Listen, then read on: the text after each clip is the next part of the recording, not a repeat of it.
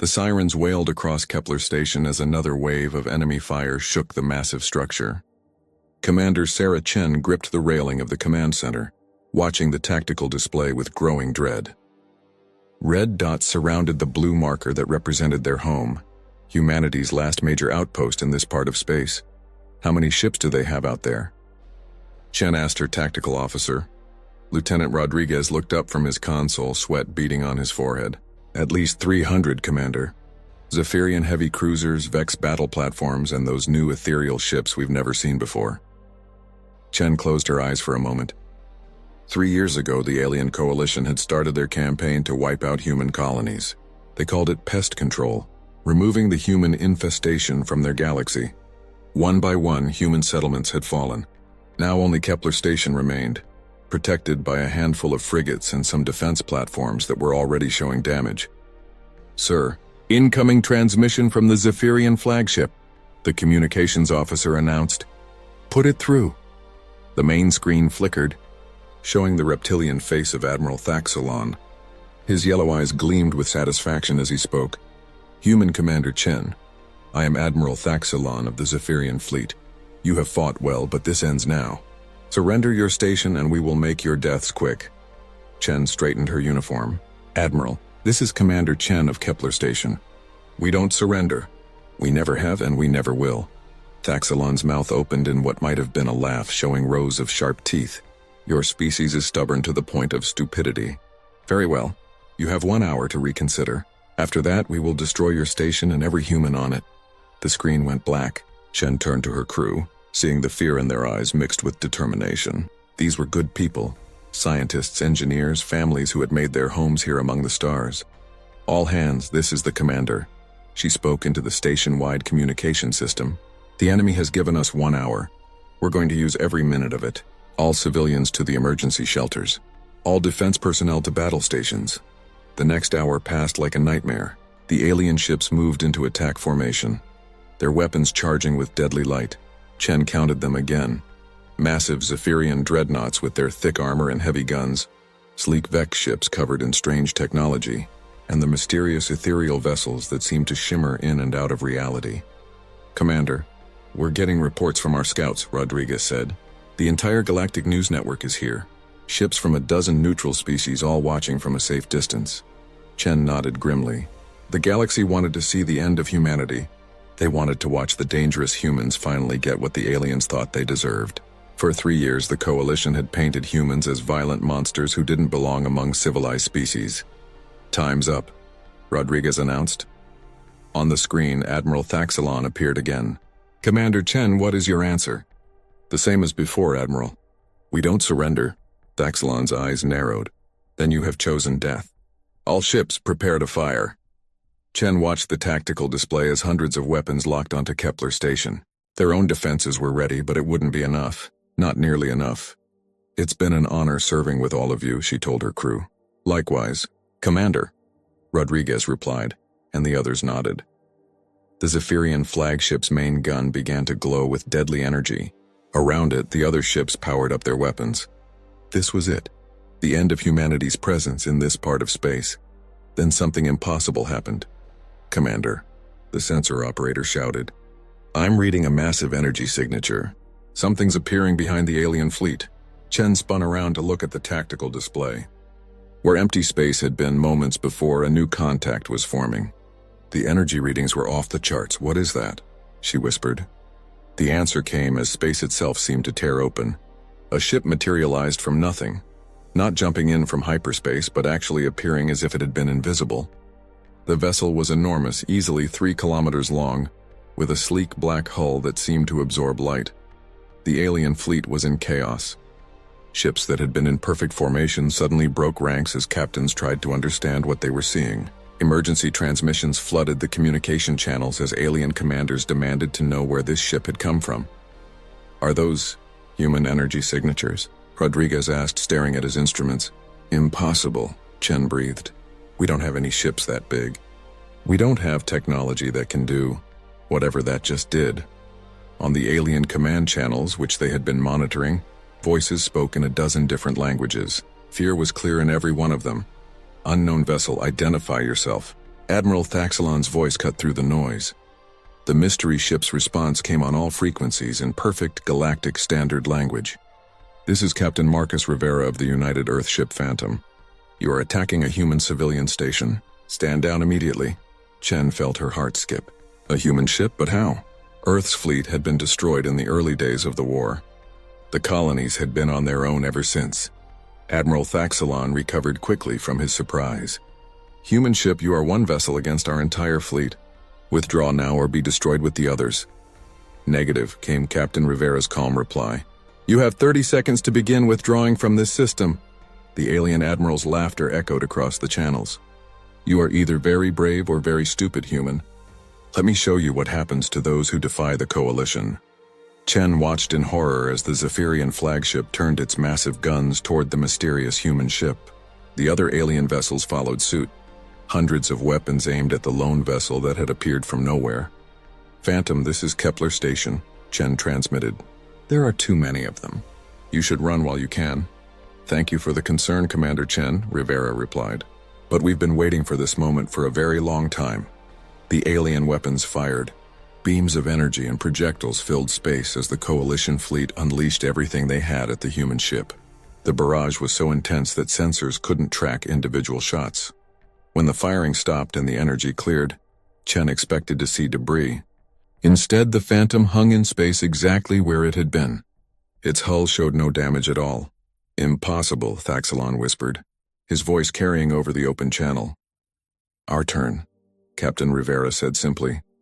The black ship began to move, and Chen realized that everything they thought they knew about human technology was wrong. The Phantom didn't just fly.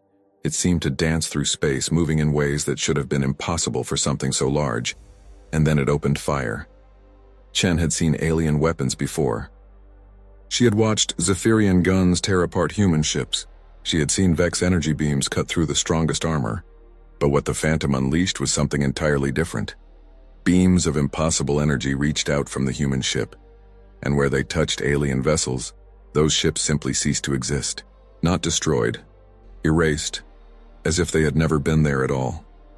The galaxy was about to learn that humanity had been hiding more than anyone had imagined. Captain Marcus Rivera stood on the bridge of the Phantom, watching the alien fleet scramble to understand what had just happened. 2 years of hiding in the dark spaces between stars had led to this moment. 2 years of watching, learning, and preparing while the galaxy thought humanity was dying. Tactical. Report, Rivera said calmly. 17 enemy vessels destroyed in the first volley. Captain, replied Lieutenant Commander Hayes. The Zephyrian flagship is trying to reorganize their formation, but they're in complete chaos, Rivera nodded. The bridge around him was unlike anything in the known galaxy. Holographic displays showed every ship in the system, every energy signature, every communication. The Phantom's quantum computers processed information faster than any alien technology could match. Sir, we're receiving panicked transmissions from the neutral observer ships, the communications officer reported. They're demanding to know what kind of weapon we just used. Let them wonder, Rivera replied. All stations prepare for Phase 2. On Kepler Station, Commander Chen stared at her tactical display in disbelief. The human ship that had appeared from nowhere was now cutting through the alien fleet like it was made of paper. Zephyrian dreadnoughts that had taken years to build were being destroyed in seconds. Commander, I'm reading massive energy spikes from that ship, Rodriguez said. The power output it's impossible. No reactor should be able to generate that much energy. Chen opened a channel to the Phantom. Captain Rivera, this is Commander Chen. How is this possible? Where did you come from? Rivera's voice came back steady and calm. Commander, we've been out here for 2 years, watching, learning. The galaxy thought Earth was destroyed, but we've been very busy. Admiral Thaxalon's flagship fired everything it had at the Phantom. Energy beams, missiles, and projectile weapons all struck the human ship's hull. The weapons that could destroy a space station barely scratched the black armor. Impossible, Thaxalon roared over the communication channels. No human technology can withstand our weapons. The Phantom's response was swift and terrible. A single beam of concentrated energy reached out from the human ship and touched the Zephyrian flagship. The massive vessel which had led the destruction of human colonies for 3 years simply vanished. One moment it was there, the next it was empty space. Panic spread through the alien fleet. Ships that had been advancing now tried to retreat. Captains who had been confident of victory now screamed orders to their crews. "This is Captain Rivera to all coalition vessels." The human's voice cut through the chaos. "You came here to destroy a civilian station. You came here expecting to find helpless humans. You were wrong." On the bridge of a Vex battle platform, Commander Zix-9 analyzed the impossible data flowing across his screens. The Vex were known throughout the galaxy for their advanced technology, but what he was seeing made no sense. "The human ship's hull composition is unknown," his science officer reported. "The energy weapons use principles we cannot identify. The propulsion system appears to manipulate space-time itself." Zix-9's mechanical voice was flat with disbelief. How did a primitive species develop such technology? The answer came as the Phantom demonstrated another impossible capability. The ship simply vanished from sensors, becoming completely invisible. Then it reappeared behind a group of Vex vessels and destroyed them before they could react. "Stealth technology beyond our understanding," Zix-9 said quietly. "They have been watching us."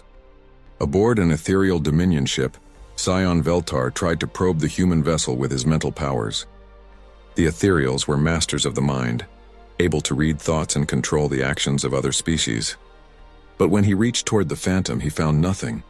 "The human minds are shielded," he reported to his captain. "Not just protected, they are chaotic, unpredictable. I cannot read them at all." The ethereal captain's eyes widened. "Impossible. No species is immune to our mental touch." "These humans are different," Veltar replied. "Their thoughts move in patterns we do not understand. They think in ways that make no sense to us." Back on the Phantom's bridge, Rivera received reports from all sections of his ship. The crew worked with a coordination that would have amazed alien observers. Enhanced by neural interfaces and trained for 2 years in deep space, they operated as a single unit. "Captain, enemy fleet is breaking formation," Hayes reported. "They're trying to retreat."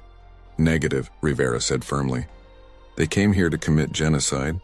They don't get to leave and try again somewhere else." The Phantom moved through space like a predator among prey. Its weapons reached out with impossible accuracy, destroying ships faster than they could escape. But Rivera wasn't just trying to win a battle. He was sending a message to the entire galaxy. "Open a channel to all observer ships," he ordered. "Channel open, sir."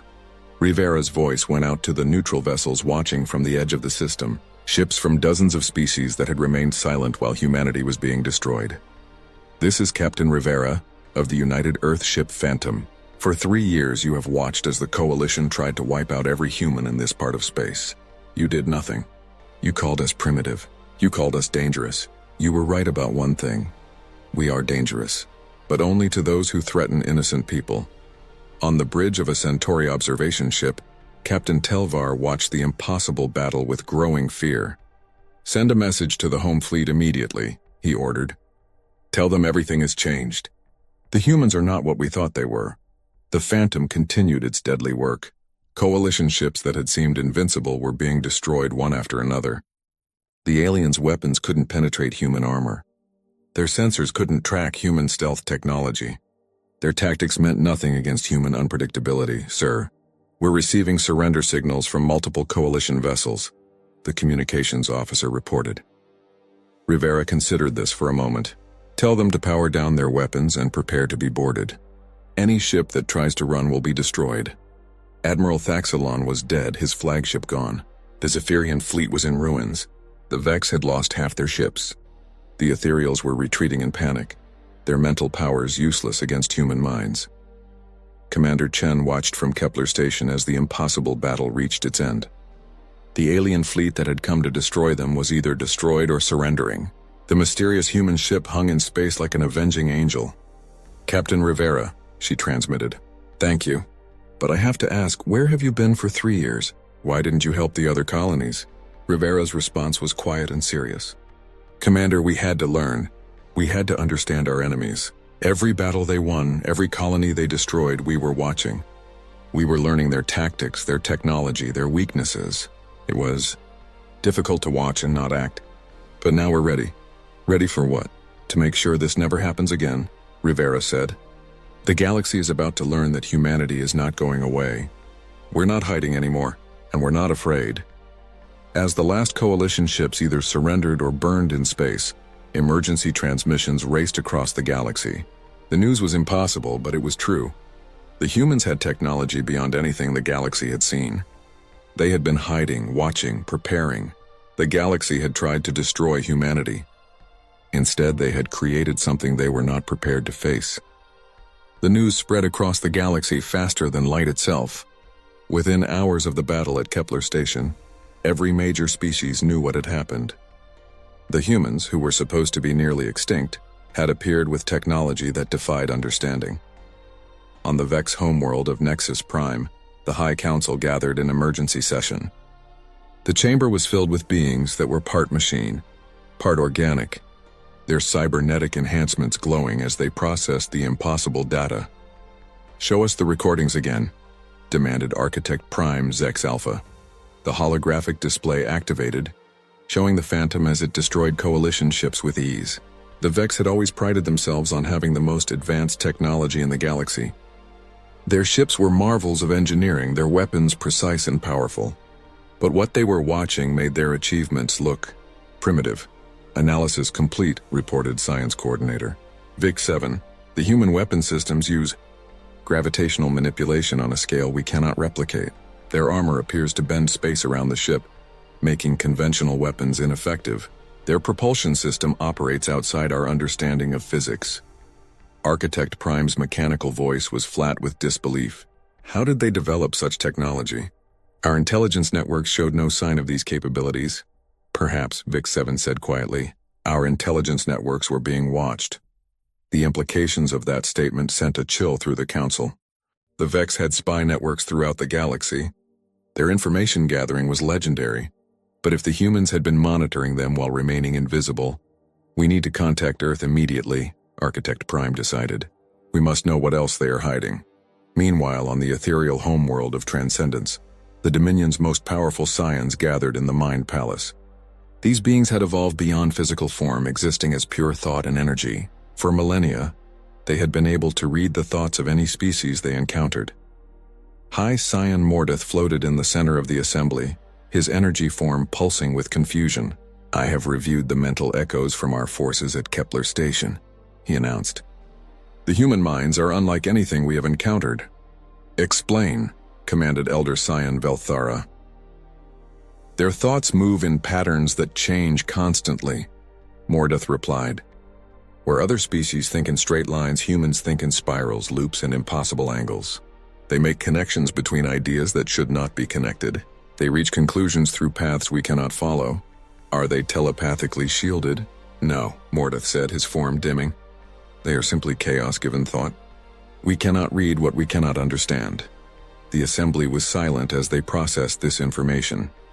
The Ethereals had built their empire on their ability to control other minds.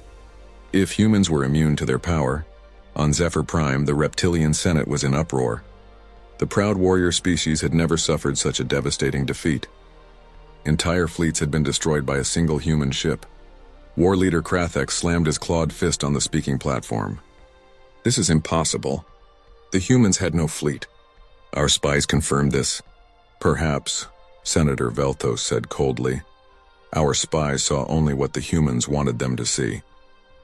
The thought that they had been deceived for years sent rage through the assembled Zephyrians.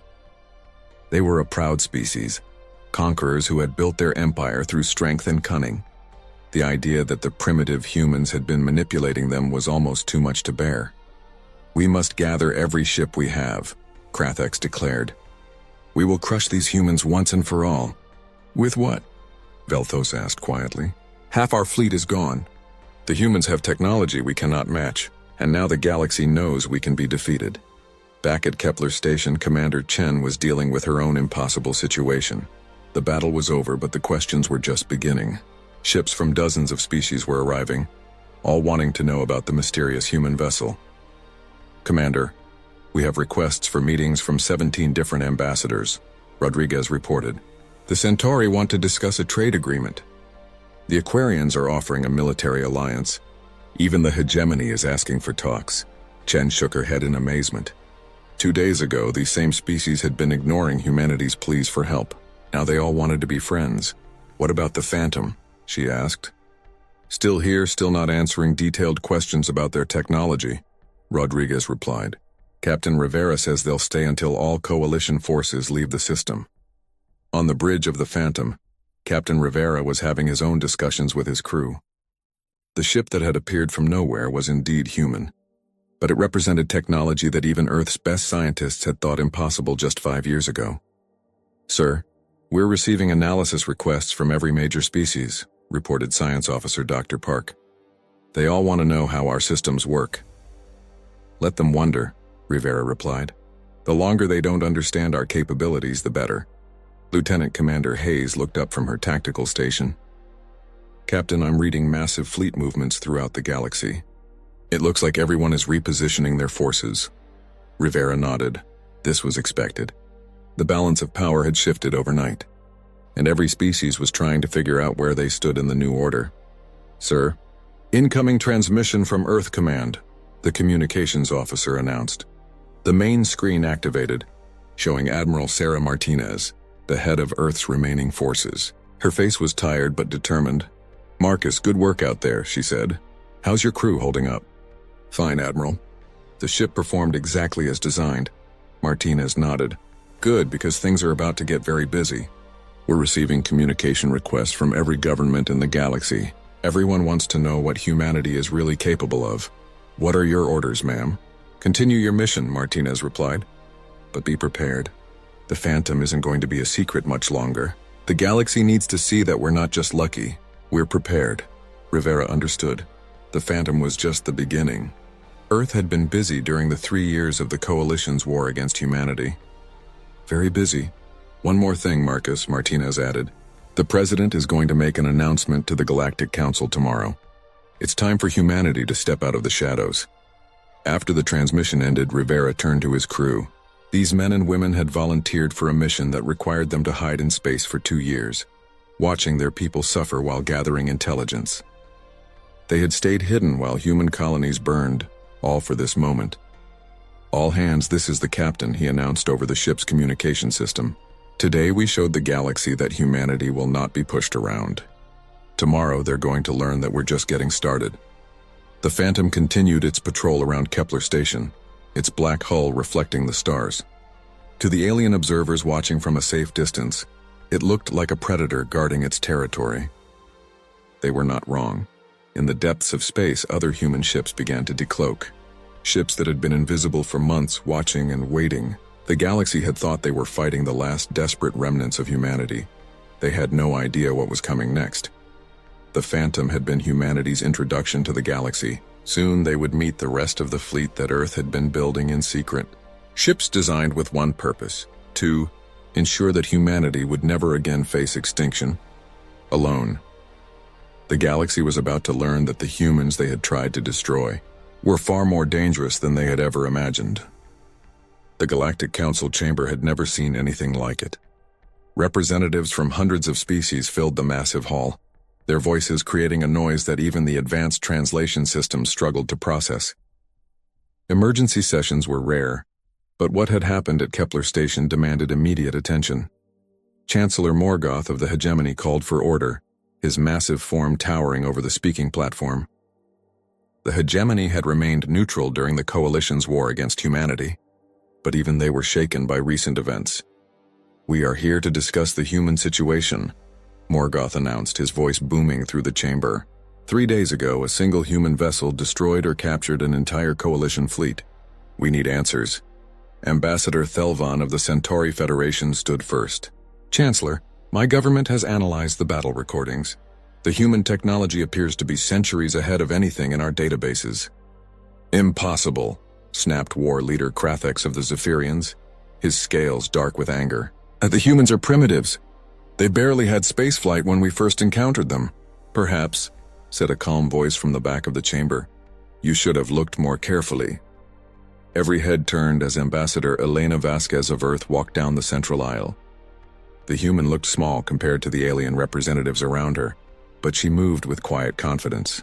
Behind her walked 2 others, a human male in a military uniform and a woman in scientist's clothing. The chamber erupted in surprised voices. Humanity had been granted a seat on the council years ago, but their representative had been absent since the coalition began their campaign of destruction. Ambassador Vasquez, Chancellor Morgoth said carefully, "We were told that Earth's government had been disrupted." Elena smiled coldly. "Earth is fine, Chancellor. We've been very busy." She reached the speaking platform and activated the holographic display. The image that appeared made several alien representatives gasp. It showed a massive space station hidden in the outer reaches of the Sol system, surrounded by dozens of ships similar to the Phantom. "For the past 5 years, Earth has been preparing," Elena announced. "We knew that some species in this galaxy saw us as a threat. We knew that eventually someone would try to wipe us out, so we prepared." War Leader Krathik stood up angrily. "You cannot have built such a fleet in secret. Our intelligence networks would have detected it." The human military officer beside Elena stepped forward. "Admiral David Chen, Earth Defense Force. Your intelligence network saw exactly what we wanted them to see." He activated another display, showing detailed recordings of Zephyrian spy satellites being fed false information, coalition intelligence ships following decoy signals while the real construction happened elsewhere. "Every move your coalition made, we knew about in advance," Admiral Chen continued. "Every attack was monitored. Every strategy was recorded and analyzed. Ambassador Zix-9 of the Vex Collective processed this information with visible difficulty." "You are claiming that humans deceived the most advanced intelligence networks in the galaxy?" Dr. Sarah Kim, the human scientist, smiled. "Not just deceived. We learned. Every time you scanned our systems, we scanned yours in return. Every time you hacked our communications, we hacked yours. You taught us everything we needed to know about your technology." "That's impossible," Zix-9 insisted. "Human computational systems are primitive compared to Vex technology." "We're primitive," Dr. Kim corrected. "We've made some improvements." She activated a data stream that made the Vex representative's cybernetic implants spark with overload. The information was being processed and transmitted faster than any known system could handle. "How?" Zix-9 whispered. "By thinking differently," Dr. Kim replied. "You build machines to think like you do. We built machines to think like humans do. Chaotic, unpredictable, creative." High Scion Veltar of the Ethereal Dominion had been trying to read the human mind since they entered the chamber. His frustration was growing by the minute. "These humans are wrong," he announced. "Their thoughts cannot be read or predicted." "Because we think in ways you can't understand," Elena said calmly. "Your species evolved to be logical, predictable, orderly. Humans evolved to be survivors. We adapt, we improvise. We do whatever it takes to protect our people." Chancellor Morgoth raised his massive hand for silence. "Ambassador Vasquez, what does Earth want? Are you here to threaten us?" Elena's expression softened slightly. "No, Chancellor. We're here to offer a new beginning. The Coalition tried to destroy us because they feared human unpredictability. They were right to be afraid, but for the wrong reasons." She gestured to Admiral Chen, who activated a new display showing human colonies throughout the galaxy. Not the destroyed settlements the Coalition had targeted, but new ones, hidden and protected. "During the 3 years of the Coalition's war, we didn't just hide and build ships," Elena explained. "We evacuated our people. We built new colonies in places no one thought to look. We saved everyone we could." "The Coalition destroyed dozens of human settlements," protested Ambassador Thelvan. "Empty settlements," Admiral Chen replied. "Oh, there were people there. Volunteers who stayed behind to make the attacks look real. But the real populations had been evacuated months before each attack." War Leader Krathik stood again, his voice filled with rage. "You made us look like fools." "You made yourselves look like fools," Elena replied coldly. "You decided to commit genocide without bothering to understand your target." "That's not our fault," Dr. Kim stepped forward again. "The quantum computers that run our ships don't just process information faster than your systems. They process it differently. They make connections that linear thinking can't achieve. That's why your tactical programs couldn't predict our battle strategies. And our neural enhancement technology," Admiral Chen added, "allows our crews to work together in ways that your species can't match. When humans work as a team, we become something greater than the sum of our parts." High Scion Veltar's energy form pulsed with confusion. "But how do you coordinate without telepathy? How do you share thoughts without mental links?" "We don't share thoughts," Elena explained. "We share trust. We share purpose. We share the knowledge that we'll do anything to protect each other." The chamber was silent as the implications sank in. The galaxy had spent 3 years trying to destroy what they thought was a primitive, dying species. Instead, they had been fighting shadows while the real humanity grew stronger and more advanced. What happens now? Chancellor Morgoth asked finally. Elena smiled, and for the first time it was warm instead of cold. Now we build something better. The Coalition's war is over. The species that joined it can choose to make peace with humanity, or they can face the consequences of continuing hostilities. And the neutral species? Asked Ambassador Thelvan. The neutral species can choose to remain neutral, Elena replied. Or they can choose to be partners. We're offering technological exchange, mutual defense agreements, and cultural cooperation to anyone interested in treating humans as equals. War Leader Krathex snarled. And if we refuse? Admiral Chen's expression grew cold. Then you'll discover that the Phantom was just our opening move. Earth has been very busy for 5 years, War Leader. You've seen one ship. We have many more. How many more? Demanded Ambassador Zix-9. Elena's smile returned. Enough. As the human delegation prepared to leave, Dr. Kim activated one final display. It showed space around Earth, but now with the stealth systems turned off. Hundreds of ships became visible, from massive dreadnoughts to small but deadly fighters. Construction platforms that dwarfed anything the galaxy had seen. Defense systems that could protect the entire Sol system. The galaxy thought they were fighting the last humans, Elena said as she walked toward the exit. They were wrong. They were fighting the first humans of a new age. The chamber remained silent long after the human delegation had left. The galaxy had learned that humanity was not the weak, primitive species they had believed. The question now was what they were going to do about it. 6 months after the Battle of Kepler Station, the galaxy looked very different. The Zephyrian alliance had collapsed overnight as member species abandoned what they now saw as a lost cause. The Vex Collective had withdrawn to their core systems, desperately trying to understand human technology. The ethereal dominion had gone silent, their scions unable to cope with minds they couldn't read. Captain Marcus Rivera stood on the observation deck of Kepler Station, watching as human ships came and went through the system. The station that had once been humanity's last outpost was now a major hub of activity. Trade ships from dozens of species docked here daily, all eager to do business with the humans they had once ignored. Hard to believe how much has changed, said Commander Sarah Chen, joining him at the window. Rivera nodded. 6 months ago you were preparing to die defending this place. Now it's one of the busiest ports in this sector. Through the window, they could see the Phantom docked at the main platform. The ship that had shocked the galaxy was no longer unique. 3 more vessels of the same class floated nearby, and work was beginning on a new space dock that could handle even larger ships. Captain Rivera, Commander Chen, you're needed in the communications center, came an announcement over the station's speakers. They made their way through corridors that were now filled with aliens and humans working together. Centauri engineers collaborated with human scientists.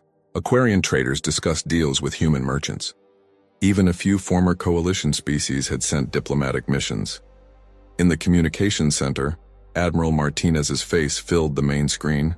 Behind her, Rivera could see the massive construction platforms around Earth where humanity's new fleet was taking shape. Marcus, Sarah, I have good news, the Admiral said.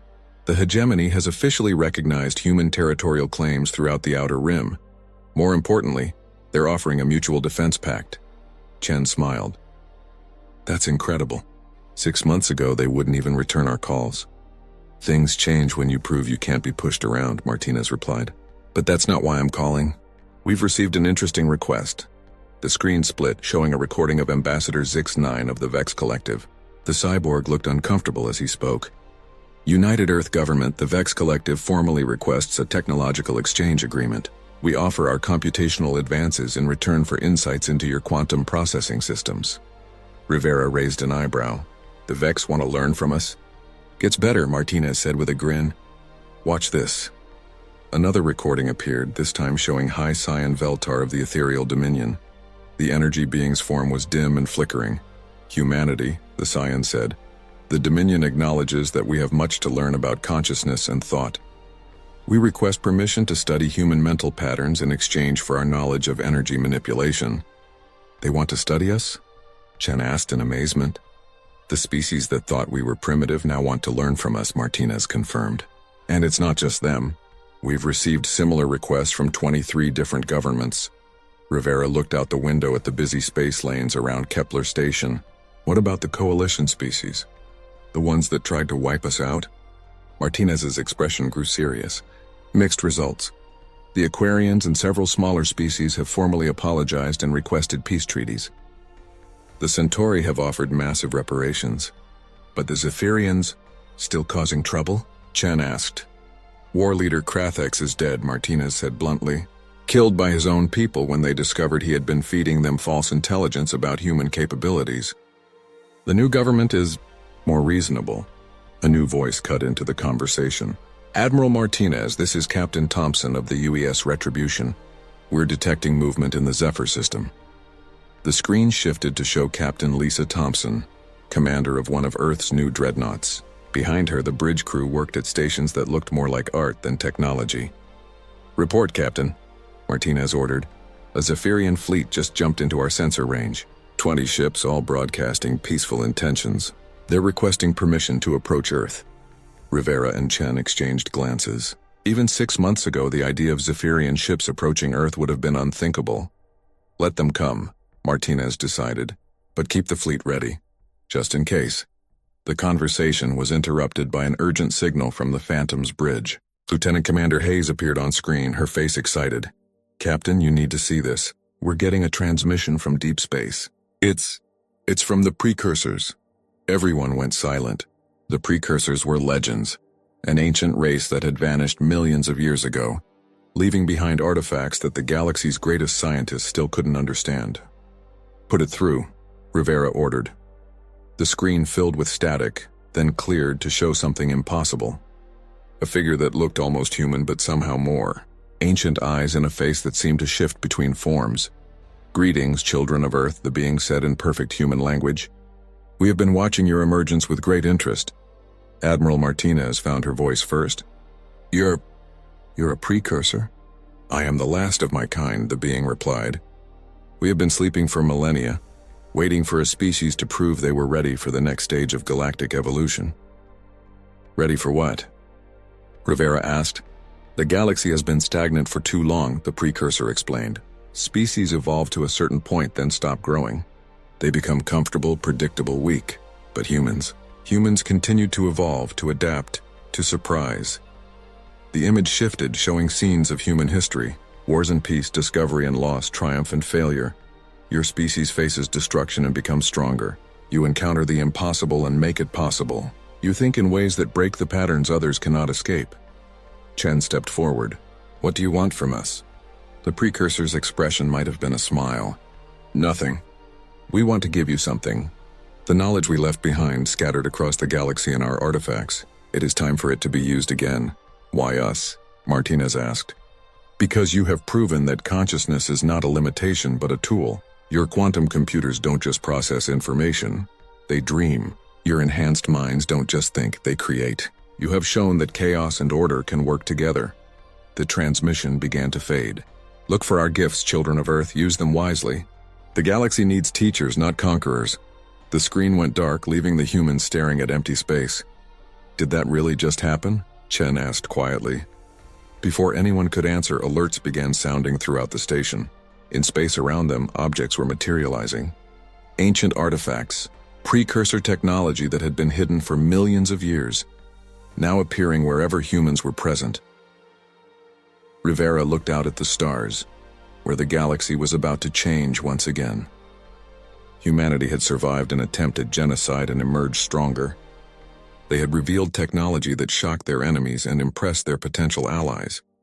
They had gone from being hunted to being courted by the greatest powers in the galaxy, and now they were being given the tools to reshape everything. Admiral, he said into the communication system, I think we're going to need a bigger fleet. Martinez laughed, a sound of pure joy and anticipation. Marcus, I think we're going to need a bigger galaxy. Outside the station, the Phantom began its patrol once more. But now it was not alone. Human ships filled the space around Kepler Station and beyond. No longer hiding, no longer afraid. The galaxy had tried to destroy humanity and instead had awakened something that would change everything.